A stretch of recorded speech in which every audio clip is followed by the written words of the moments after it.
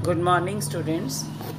आज हम वृद्ध व्याघ्र लुप्त विप्रयोग कथा आगे से पढ़ेंगे कि जब वह बाघ के द्वारा मार दिया जाता है पथिक तो वह पछताता रहता है और उसके पश्चात चित्रग्रीव नामक जो कबूतरों का राजा है कबूतरों को समझाता है कि बिना सोचे विचारे हमें कोई भी काम नहीं करना चाहिए। एतत् वचनम श्रुत्वा कश्चित् कपोतः स दर्पमः किम एवं उच्यते, कि इस प्रकार चित्रग्रीव के वचनों को सुनकर कोई कबूतर गर्व के साथ बोला, अरे इस प्रकार क्यों कहते हो? वृद्धानां वचनं गृह्य आपत्काले ह्युपस्थिते सर्वत्रैव विचारेतु भोजने अपि प्रवर्तनम आपत्काले उपस्थिते ही वृद्धानां वचनं ग्राह्यम, कि सभी जगह ही आपत्काले विपत्ति का समय, आपत के समय अर्थात विपत्ति कष्ट के समय आ जाने पर निश्चय ही वृद्धानां वचनं ग्राह्य बड़ों की बातें मान लेनी चाहिए। सर्वत्र एव सभी जगह ही विचारे तो इस प्रकार विचार करने पर तो भोजने अपि भोजन प्राप्त करने में भी अप्रवर्तनम प्रवृत्ति संभव नहीं है। एक कबूतर यह बात मानता है और कहता है कि विपत्ति का समय आ जाने पर निश्चित रूप से बड़ों की बातें, वृद्धानाम वचनम, अपने बुजुर्ग लोगों की बड़ों की बातें मान लेनी चाहिए।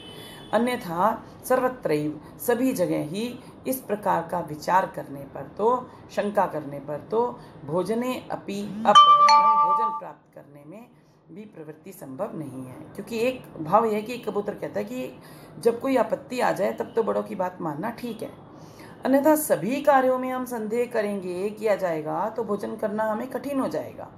अतः यहाँ तो पेट भरने का प्रश्न है, चावल के कण पड़े हुए हैं उनसे अपना पेट भर लेना चाहिए। शंका भी सर्वम आक्रांतम अन्नम पानंच भूतले प्रवृत्ति कुत्र कर्तव्या जीवितव्यम कथम नु वा। भूतले इस संसार में अन्नम खाना और पानम पीना, सर्वम शंका भी सभी संदेहों में आक्रांतम घिरे हुए हैं। कुत्र प्रवृत्ति, कहाँ पर प्रवृत्ति आचरण कर्तव्या करनी चाहिए, कथम नुवा, अथवा कैसे जीवन फिर बिताया जाए। उन सभी कबूतरों में से एक कबूतर उनकी बात को, चित्रग्रीव के बात को स्वीकार नहीं करता, तो वो अस्वीकार करते हुए कहता है कि इस संसार में अन्नम खाना, पानंच और पीना आदि सभी संदेहों, सर्वम आक्रांतम शंका भी सभी संदेहों से घिरे हुए हैं। फिर कहाँ पर प्रवृत्ति कुत्र कर्तव्य, तो कहाँ पर हमें प्रवृत्ति करनी चाहिए, मतलब कहाँ हम खाने पीने के लिए हमें बैठना चाहिए और कैसे हमें फिर जीवन जीना चाहिए। अगर हम हर समय शंका ही करते रहेंगे तो हम क्या करेंगे। कबूतर स्पष्ट करता है कि संसार के प्रत्येक स्थान व पदार्थ और स्थान पर संदेह रहता है, यहाँ तक कि खाने पीने की वस्तुओं में भी आशंका रहती है। यदि सभी जगह व सभी वस्तु को संदेह से देखा जाएगा तो व्यक्ति ना तो कुछ करेगा और ना वो जीवन बिता सकेगा। इसीलिए चावलों के कण हमें प्राप्त हैं, इन्हें बिना किसी शंका के खाकर पेट भर लेना चाहिए। ईर्ष्यी घृणी त्वसंतुष्टा क्रोधनो नित्य शंकिता पर भाग्योपजीवी च षडेते दुख भागिने। वो कबूतर चावलों के कणों को देखकर लालच से भर जाता है और कहता है कि ईर्ष्या करने वाला, घृणा करने वाला, असंतुष्ट है, संतुष्ट ना रहने वाला, क्रोध करने वाला, नित्य शंकित है, सदा संदेह करने वाला, और पर भाग्य उपजीवी, दूसरों के सहारे जीवन बिताने वाला, षड एते, ये 6 प्रकार के व्यक्ति जो होते हैं दुख भागिने, दुख को भोगने वाले होते हैं। कबूतर तर्क दे रहा है कि 6 प्रकार के व्यक्ति जीवन में दुख उठाते हैं। उनमें सदा संदेह करने वाला व्यक्ति भी होता है। कह रहे हैं ना कि ईर्ष्या करने वाला, घृणा करने वाला, संतुष्ट ना रहने वाला, क्रोध करने वाला, सदा संदेह करने वाला, तो 6 प्रकार के व्यक्ति हमेशा सदा ही जीवन में दुख उठाते रहते हैं। अतः चावलों के कणों के विषय में हमें संदेह नहीं करना चाहिए। सुमहान्त्यपि शास्त्राणि धारयन्तो बहुश्रुतः छेत्तारय संशयानां च क्लिश्यन्ते लोभ मोहिता। सुमहांति, बहुत विशाल, शास्त्राणि शास्त्रों को धारयन्तः समझने वाले, धारण करने वाले, बहुश्रुता बहुत बड़े ज्ञानवान, संशयानाम छेत्तारय सारे संशयों को, शंकाओं को छेत्तारय दूर करने वाले, अपि भी लोभ मोहिता लालच के मोह में पड़कर क्लिश्यन्ते दुख उठाते हैं। एक कबूतर के कहने से सभी कबूतर चावल के कणों को खाने के लिए बैठ गए। तभी कवि कहता है कि सुमहांति शास्त्राणी बहुत बड़े बड़े शास्त्रों को समझने वाले, धारयन्तः समझने वाले, धारण करने वाले, बहुश्रुतः बहुत बड़े ज्ञानवान, सभी शंकाओं को, सभी संदेहों को, संशयानाम छेत्तारय मतलब सभी शंकाओं को, संदेहों को दूर करने वाले भी, लोभ मोहिता लालच के मुंह में पड़कर क्लिश्यन्ते दुख उठाते हैं। संसार में अनेक ज्ञानी, शास्त्रज्ञ, शंका समाधान करने वाले अर्थात बुद्धिमान से बुद्धिमान व्यक्ति भी लालच के चक्कर में पड़कर दुखों को भोगते हैं।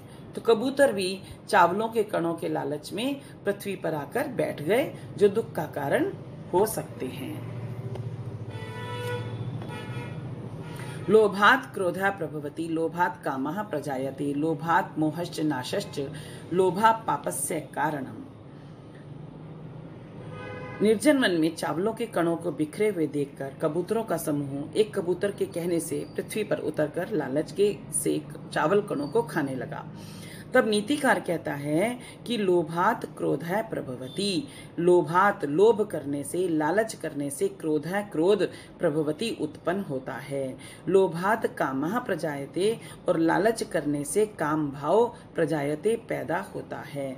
लोभात लालच करने से मोह या अज्ञान होता है तथा नाशश्च विनाश हो जाता है।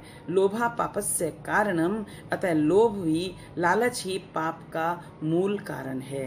लोभ सभी पापों व अशुभों का आधार है, क्योंकि लोभ करने से, लालच करने से क्रोध, काम भाव, अज्ञान आदि दुर्गुण पैदा हो जाते हैं, यहाँ तक कि विनाश भी संभव है। अतः लोभ के कारण कबूतरों का विनाश भी हो सकता है। असंभवम हेम मृगस्य जन्म तथापि रामो लुलुभे मृगाय प्रायः समापन्न विपत्ति काले धियो अपि पुंसाम मलिना भवन्ति। हेम मृगस्य जन्म, हेम कहते हैं सोने के, मृग हिरण का जन्म, असंभव है, तथापि फिर भी रामः राम, भगवान राम, मृगाए मृग के, सोने के मृग को प्राप्त करने के लिए, लुलुभे लालच से भरे हुए, समापन्न विपत्ति काले विपत्ति का समय आ जाने पर, पुंसाम धिय मनुष्यों की बुद्धि अपि मलिना भवन्ति मलिन हो जाती है। निर्जन वन में बिखरे हुए चावलों को खाने के लिए जब कबूतर बैठ जाते हैं, तब कभी लोभ के, लालच के विषय में कहता है कि यद्यपि हेम मृगस्य जन्म असंभव, यद्यपि सोने के हिरण का जन्म लेना संभव नहीं है, तो भी भगवान राम मृगाय लुलुभे सोने के मृग को प्राप्त करने के लिए लालच से भर गए थे। इसलिए कह रहे हैं कि समापन्न विपत्ति काले, विपत्ति का समय आ जाने पर तो श्रेष्ठ मानवों की बुद्धि भी मलिना भवंती, मलिन हो जाया करती है। रामायण के अनुसार यह ज्ञात होता है कि वनवास में राम सोने के मृग को मारने के लिए चल दिए थे, जबकि वे जानते थे कि सोने का हिरण कभी भी पैदा नहीं होता है, परंतु विपत्ति आने पर श्रेष्ठ से श्रेष्ठ मानव की भी बुद्धि काम नहीं करती।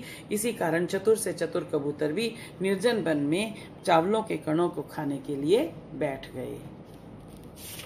न गणस्य अग्रतो गच्छेत, अच्छा एक लाइन है आगे बीच में, अनंतरम सर्वे जाल निबद्धा बभूवु, इसके पश्चात सभी कबूतर जाल में बंध गए। ततो यस्य वचनात् तत्रावलंबितास्तम सर्वे तिरस्कुर्वन्ति स्म, तो तभी जिस कबूतर के कहने से कबूतर वहां पर बैठे थे, उसी का सभी कबूतर अपमान करने लगे। न गणस्य अग्रतो गच्छेत सिद्धे कार्य समम फलम, यदि कार्य विपत्ति स्यान मुखरस्तत्र हन्यते। गणस्य अग्रतः न गच्छेत, समूह के आगे आगे, अग्रतः आगे आगे, गण मतलब समूह, समूह के आगे आगे न गच्छेत, नहीं जाना चाहिए। कार्य सिद्धे फलम समम, कार्य में अगर सफलता मिल जाती है, सिद्ध हो जाता है कार्य, तो समम सभी को समान फल मिलता है। और यदि कार्य विपत्ति स्यात्, यदि कार्य में बाधा आ जाती है, तत्र तो वहां पर मुखरः हन्यते, उस मुखिया जो नेता होता है वो मारा जाता है। क्योंकि एक कबूतर के कहने से सभी वहां चावल खाने के लिए बैठे थे, तो इसलिए कवि कहता है सभी कबूतरों का तिरस्कार करने लगे।